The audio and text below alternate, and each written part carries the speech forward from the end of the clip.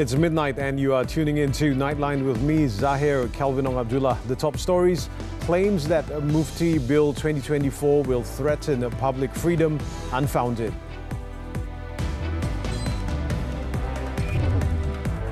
And collapsed building that claims one life in Malacca, constructed without permit.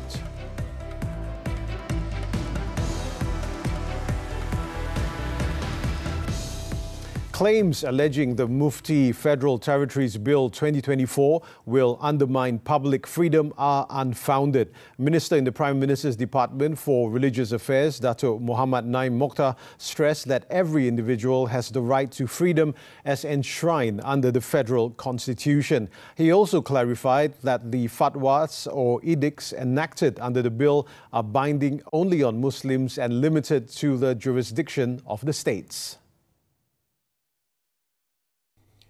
In a statement posted on his Facebook page on Saturday, Muhammad Naim said that although the freedom of every individual is guaranteed under the Constitution, it is not absolute, as it is limited by, among others, Article 8, Subsection 5, Subsection A, Article 10, and Article 11, Subsection 5.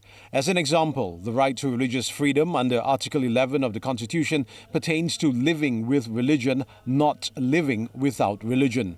For Muslims, the right to religious freedom means the freedom to practice the true teachings of the faith as determined by Ulil Amri or religious leaders. In determining the true teachings of Islam, it must be based on Sharia law. At the same time, Muhammad Naim noted that some parties are confused and have misunderstood the role and authority of the Mufti under the country's legal system. He also said that the action of challenging the Mufti's authority on the grounds that they are not elected by the public is unconstitutional. Muhammad Naim also emphasized that the authority exercised by the Mufti is based on powers granted through statutes according to their respective expertise. Their appointment is also made through legal processes and not merely administrative. Therefore, he urged all parties not to sow doubts among Muslim and non-Muslim communities due to misinterpretations of the Mufti Bill. The bill, which has been tabled in the Dewan Rakyat for first reading, addresses various aspects related to the Mufti's role and Sharia law, among others. It will be tabled for second and third reading in the upcoming Parliament session, which will begin on October 14. However, a coalition of non-governmental organizations, NGOs, issued a statement on Friday opposing any attempt to be governed by Muftis and described the bill as unconstitutional. The Malacca Historic City Council (MBMB) has confirmed that the three-story building at Jalan Bukit Senjuang, Bandar Hilir, which collapsed on Friday afternoon, was constructed without permission from local authorities. The incident led to the death of one worker, while two others were saved from the rubble of the collapsed building. In the 6 p.m. incident, all three victims were opening the concrete formwork when the structure suddenly collapsed, trapping them underneath the rubble. The body of 22-year-old Bangladeshi national known as Jidan was detected under the collapsed structure at about 9:55 p.m. However, Fire and Rescue Department personnel were only able to recover the body from the rubble just after midnight. The two survivors, Zubair Ahmed and Abbas Gulam, both Pakistani nationals aged 32 and 49, sustained injuries to various parts of their bodies, including the neck, shoulder and head. They were safely rescued from the rubble at 6:40 p.m. and 8:45 p.m. respectively. MBMB Mayor Dato' Shahdan Othman stated that based on checks, it was discovered that the building owner had not submitted any construction applications to the local authorities. Jadi kita pihak MBMB telah menyita kawasan tersebut supaya tidak ada pembinaan diteruskan lagi. Kita dalam proses untuk mendenda pemilik bangunan tersebut maksimum RM50,000. According to Shahdan, under the Street Drainage and Building Act, no one is allowed to erect the structure without prior written permission from the local authorities. His team is also investigating the type of building intended to be constructed and the date it was started, as there were no signs of permits or tenders displayed at the construction site. The building owner will also be summoned this coming Monday for further investigation. 4 individuals linked to Global Ecowan Services and Business Holdings, GISBH, will be hauled to court in Johor on Sunday to face charges for sexual assault and human trafficking. Inspector General of Police Tan Sri Wazaruddin Hussein said that one of the suspects, a 20-year-old man, will be brought before the Kota Tinggi Sessions Court for sexual crimes involving a 16-year-old teenage boy.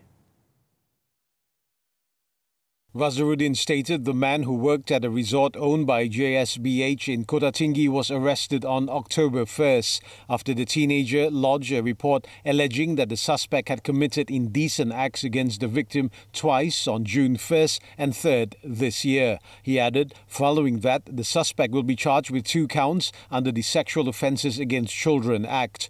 The top cop also said 3 others associated with GISBH, including a woman, will be brought before the same courts on the same day on charges under the Anti-Trafficking in Persons and Anti-Smuggling of Migrants Act. The trio, aged 28 to 57, who worked at a resort run by GISBH, were found to have trafficked 4 individuals, aged 30 to 57, for the purpose of exploiting forced labour through threats. The suspects were also found to have exploited individuals through forced marriages, which were allegedly arranged by the top management of the entity.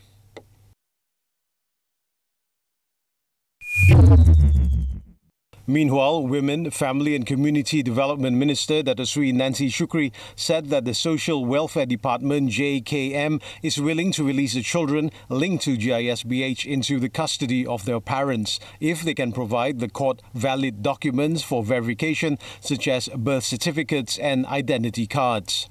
Of the 660 children that were rescued in Op Global, the court has ordered 559 of them to be placed under JKM's custody starting from October until December this year. She stated that during investigations, authorities found that some of the rescued children did not have identity cards. Some of them also claimed that they had never met their parents or families. Kalau ada IC dapat dibuktikan, pergilah, ibu pun sepatutnya kalau kita jadi ibu, kita adalah simpan surat beranak, adalah dokumen-dokumen boleh kita buktikan ini anak kita. She stressed that JKM has no intention of separating the children from their parents, adding that all the measures were implemented according to the law to ensure the children's safety. Malaysia My Second Home MM2H agents will be blacklisted if found spreading false rumours or misleading information about the program. Tourism, Arts and Culture Minister Dato Sri Tiong King Sing said that similar action will also be taken against the directors and shareholders of their companies to prevent future misconduct. In a Facebook post on Saturday, Tiong said his ministry was aware of the circulation of claims that MM2H is not yet operational and cannot accept applications. He stated that the ministry has launched an investigation to identify the agents behind this misinformation in response to multiple complaints from applicants. He warned that those found deliberately spreading false information, misleading the public or profiting from such actions will face serious consequences. Tiong added the ministry did not want such irresponsible actions to negatively affect the MM2H program or cause further harm. He also clarified that the MM2H program has already been relaunched and is open to eligible participants through other channels. However, the online application system is still undergoing testing to ensure it functions smoothly. He also urged potential applicants to seek information directly from official sources and avoid being misled by unofficial reports. A total of 717 out of 1,091 upgrading and reconstruction projects for dilapidated schools nationwide have been fully completed as of Friday. The Education Ministry MOE reported that 183 projects are currently under construction, 176 are in the pre-construction phase, while 15 are undergoing re-evaluation. In a statement, the ministry said that the construction timeline for these projects ranges from 6 to 36 months, depending on the scope of work and site preparation requirements. As of this year, a total of 1,091 school upgrade projects have been approved with a combined allocation of 8.5 billion ringgit. These include 339 projects in Sabah, 400 in Sarawak, and 352 in Peninsular Malaysia. In an effort to accelerate the upgrading and reconstruction of dilapidated schools, the government has set up a special task force on agency reform, STAR, chaired by the Chief Secretary to the government. The MOE has also formed a steering committee and a technical committee to oversee the projects and provide progress reports to the Malaysia Madani Action Council. The government will give special attention to the elderly through the organisation of a senior citizen sports carnival in order to promote a healthy lifestyle among them. Deputy Prime Minister Datuk Seri Fadillah Yusof said the effort must begin now as Malaysia is expected to become an ageing nation by 2030. Malaysia menuju menjadi salah sebuah negara yang menua. Maknanya jumlah penduduk warga emas makin meningkat. Dan untuk itu kita kena siap siagakan rakyat kita supaya dari sekarang hidup sihat, supaya bila kita dah mencapai umur tertentu itu kita akan tetap menjadi warga yang sihat tubuh badan. Fadillah was speaking to reporters after the state-level National Sports Day HSN 2024 celebration at the Tuanku Side Putra Sports Complex in Kangapalis on Saturday. He also said the government acknowledges that the elderly are an important part of society with equal rights to enjoy and participate in sports and recreational activities. Also present at the event were Menteri Besar Muhammad Shukri Ramli and National Sports Council MSN Director General Abdul Rashid Yaqub.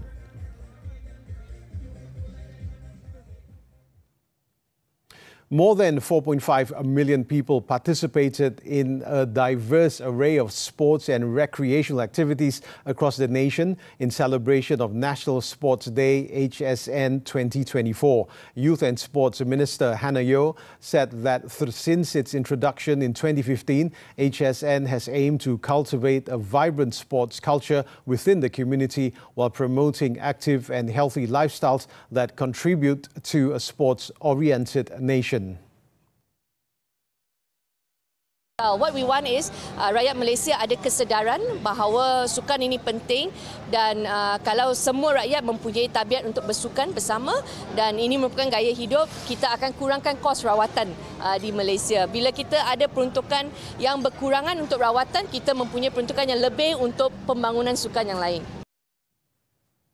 Yeoh said this after officiating at the National HSN celebration in Putrajaya on Saturday, which attracted over 30,000 participants engaging in 64 different activities. She also expressed her hope that her ministry will receive adequate funding in the upcoming 2025 budget, not only for elite sports, but also for grassroots initiatives. She also reiterated the ministry's commitment to establishing programs that enhance public access to sports and highlighted the need for an increased budget to improve and upgrade existing sports facilities.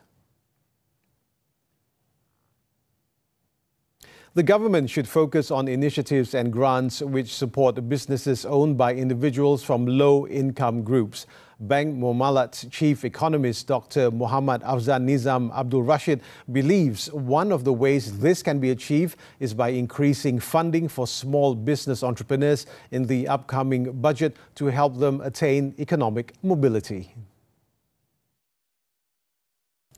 Perhaps enlarging more allocations for ITCAD programs, which is the microfinance for the MSME, could be a better way, because we have seen those who have been getting the funds from ITCAD has been able to demonstrate resilience in their business, be able to employ more workers, perhaps, so that we'll be able to have a better sales, have a better control in their finances. So some of them are able to, escape from this poverty trap. Afzan Nizam said this during TV3's business and financial talk show Money Matters aired on Saturday. He also said that the training provided by consultants in the iTekat initiative can help entrepreneurs to better understand their business model. Prime Minister Datuk Sri Anwar Ibrahim, who will table the 2025 budget in Parliament on October 18, previously stated that the budget will introduce more economic structural reforms aimed at ensuring that the benefits of faster economic growth are shared by as many people as possible. Lebanon death toll rises amid Israeli attacks. This and more from the foreign front when we return.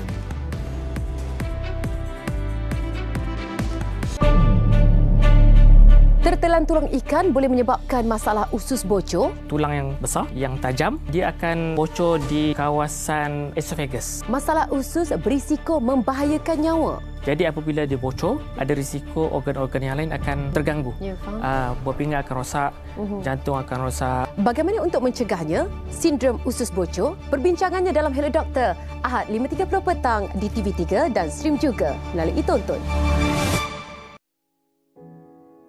Sebelum ni dia okey je, boleh buat kerja seperti biasa. Dan selepas kena macam ni, saya pun tak tahu nak kata apa. Sebelum ni okey, tiba-tiba je kerana kes ubat je.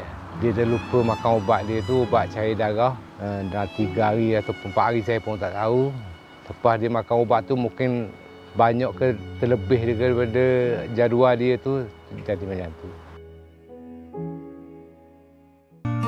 Wanita hebat suntik inspirasi, lakar kejayaan dengan usaha sendiri.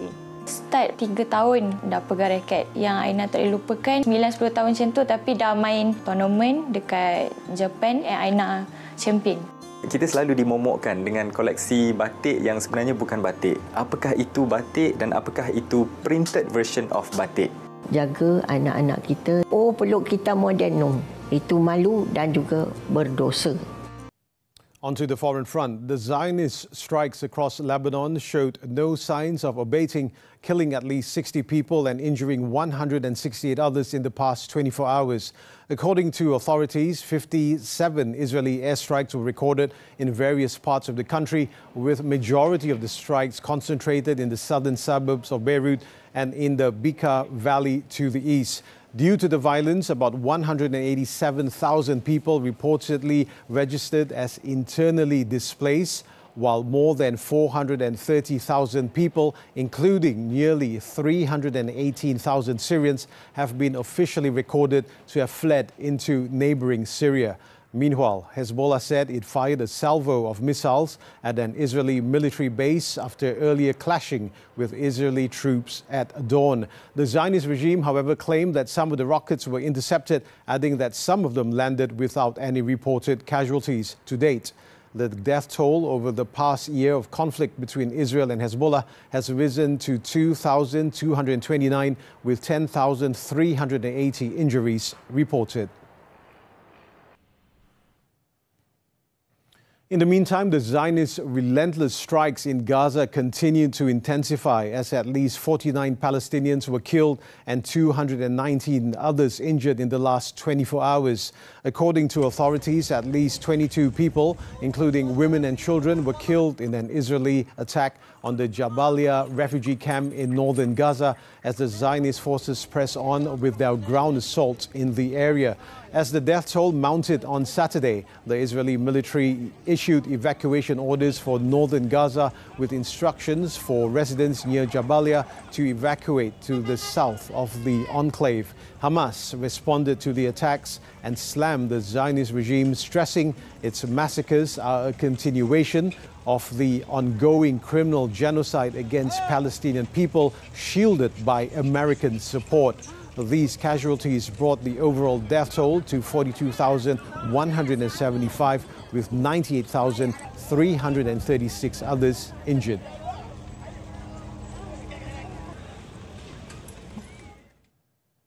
Meanwhile, Nicaragua announced on Friday the decision to break diplomatic relations with Israel, calling the Zionist regime fascist and genocidal.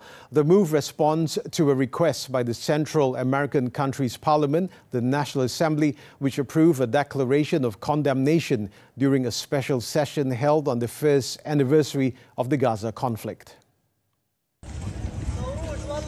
The parliament, in a statement, condemned the continued genocide, cruelty, extreme hatred and extermination carried out by the Zionist regime. It added that the decision is in permanent solidarity with the people and government of Palestine and adheres to international law and the conventions that govern interstate and intergovernmental relations.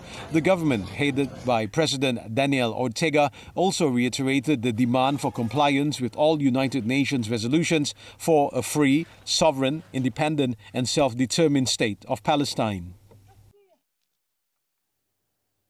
North Korea on Saturday accused South Korea of sending drones to scatter a huge number of anti-North leaflets over its capital, Pyongyang, calling it a political and military provocation that could lead to armed conflict. South Korea's Joint Chiefs of Staff, however, said it could not confirm the North's accusations, but also mentioned Pyongyang's practice of sending balloons with bags of trash attached into South Korean airspace. On Friday, North Korea's foreign ministry claimed that the drones were flown over Pyongyang at night and that the intrusion demanded retaliatory action. The ministry also warned that the South would face a horrible situation if it continues provocations.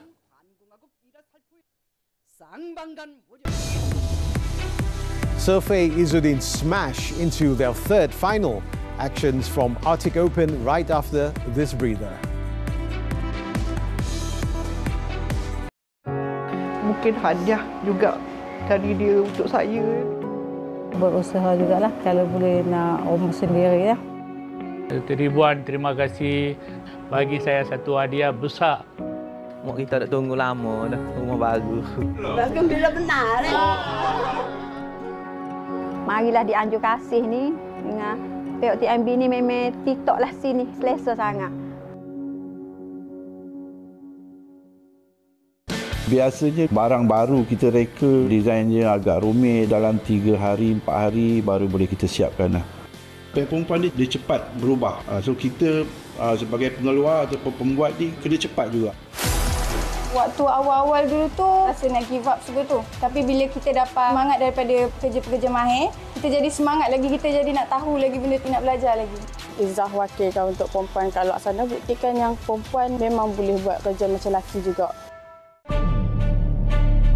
Tertelan tulang ikan boleh menyebabkan masalah usus bocor. Tulang yang besar, yang tajam, dia akan bocor di kawasan esophagus. Masalah usus berisiko membahayakan nyawa. Jadi apabila dia bocor, ada risiko organ-organ yang lain akan terganggu. Ya, faham. Buah pinggang akan rosak, jantung akan rosak. Bagaimana untuk mencegahnya? Sindrom usus bocor, perbincangannya dalam Hello Doktor, Ahad 5.30 petang di TV3 dan stream juga melalui Tonton.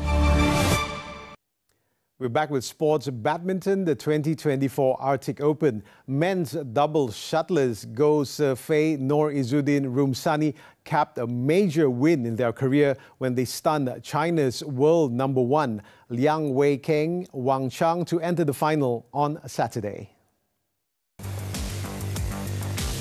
The world number 8 pair fought brilliantly to come away with a 19-21, 21-17, 21-18 win over the Paris Olympic silver medalists in an enthralling hour-long battle.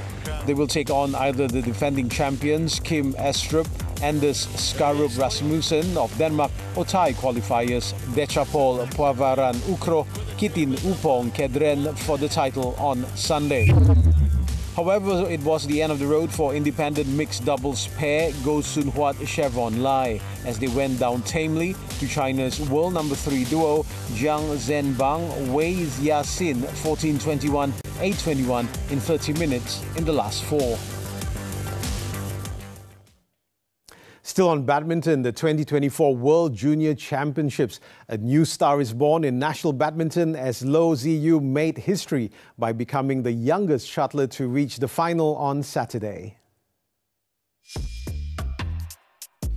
In the girls' doubles semi-final match, Ziyu and her partner Dania Sofia Zaidi pulled off a stunning upset by defeating China's top seeds Chen Fangshu, Tian Liu Jiayu 16-21, 21-16, 21-17 after a thrilling 71 minutes on court. At just 14 years and 72 days old, Ziyu broke the previous record set by Thailand's Ratchanok Intanton, who was 14 years and 269 days old when she reached the 2009 girls singles final in the All-Star edition. Up next, the unseeded duo will face Japan's Ririna Hiramoto and Aya Tamaki in the final for the trophy.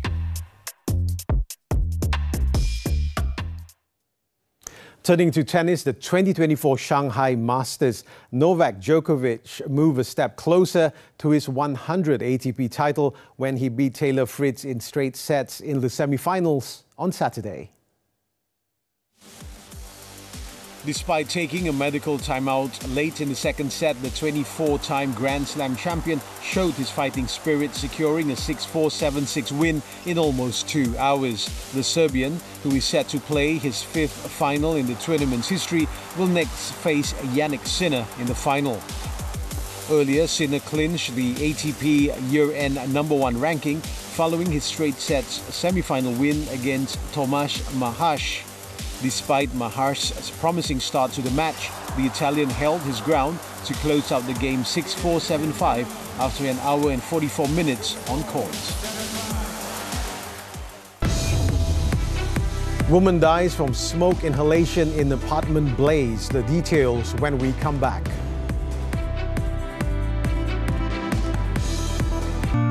Wanita hebat suntik inspirasi, lakar kejayaan dengan usaha sendiri. Start 3 tahun dah pegang raket. Yang Aina tak boleh lupakan 9-10 tahun macam tu, tapi dah main tournament dekat Japan and Aina champion.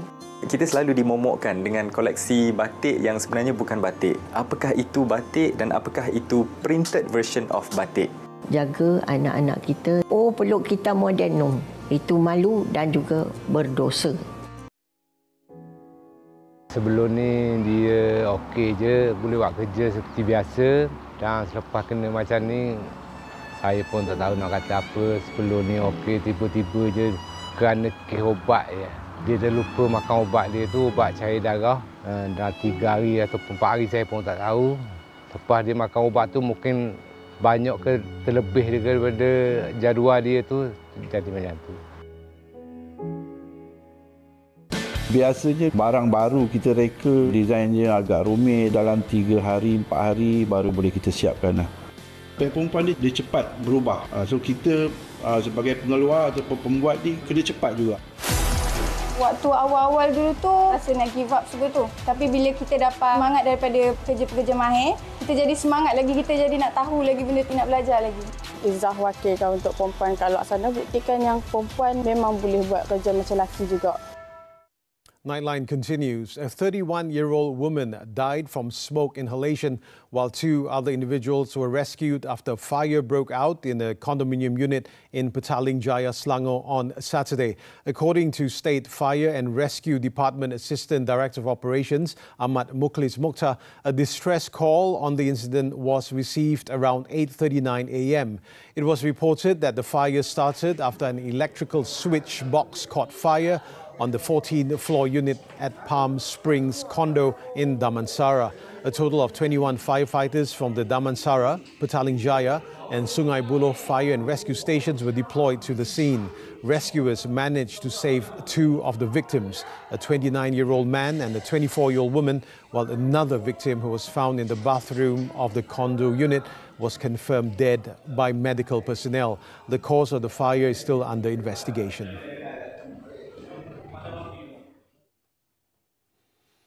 In Perak, a woman was killed while her husband was injured when an ice truck they were travelling in crashed into the rear of a trailer. The incident occurred early Saturday morning along Jalan Ipoh Kampa near Kampong Pulai in Gopeng while the couple was on their way to deliver ice to a store.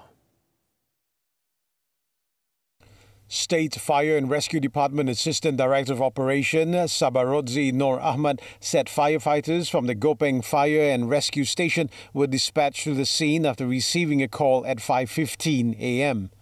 It is understood that the trailer had stopped on the emergency lane before the ice truck hit the vehicle. The woman, 28-year-old Suhaili Abdul Razak, who was pinned in the passenger's seat, died at the scene. Her body was extricated using rescue equipment and handed over to the police for further action, while the injured victim was taken to a hospital in an ambulance. The trailer driver was unharmed. The cause of the crash is being investigated under the Road Transport Act.